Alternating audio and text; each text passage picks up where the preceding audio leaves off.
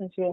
ਤੇ ਪਹਿਲਾਂ ਵੀ ਏਦਾਂ ਦਾ ਕੋਈ ਹੋਇਆ ਮਿਸਬਿਹੇਵ ਕੀਤਾ ਇਹਨਾਂ ने किसी ना तेरे से नहीं? नहीं नहीं भैया, मेरे को 2 साल हो गए, लेकिन ये तो वहां पर ही जॉब इनको मेरे से भी पहले से है ये।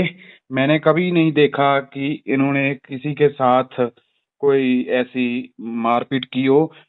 किसी को मालूम ही नहीं है। कल पहले उन्होंने इनको बोला था, उनके बाद ही ये जो भी हुआ है उसके बाद शुरू है। पहले वो जब आई और इनकी ड्यूटी थी, और वो अच्छा। इनको बोल रहे थे कि कुलविंदर कौर बोल रही थी कि आप अपना पर्स है जो वहां पर स्कैनर लगा हुआ है ना सिक्योरिटी के हाँ पर्पस, जी, हाँ जी। उसके बीच में से डाल दो और फोन भी वहां पर रख दो।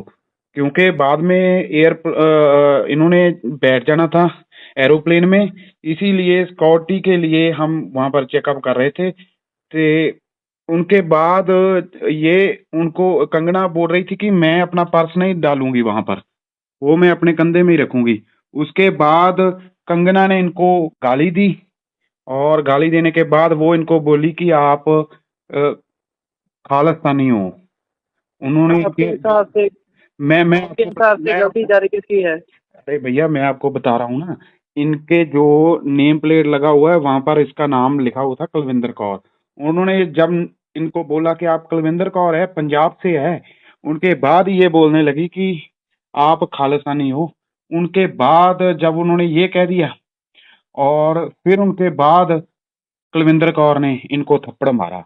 जब थप्पड़ मार दिया तो फिर सारा स्टाफ था जो वहां पर, वो भाग कर आया।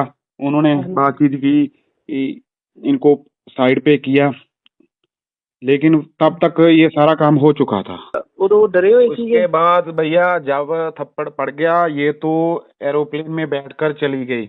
1-2 मिनट वहां पर रुकी, उनके बाद इनकी फ्लाइट थी, कंगना वहां से चली गई, लेकिन स्टाफ में अच्छा। हफ्ता थपड़ी मच गई।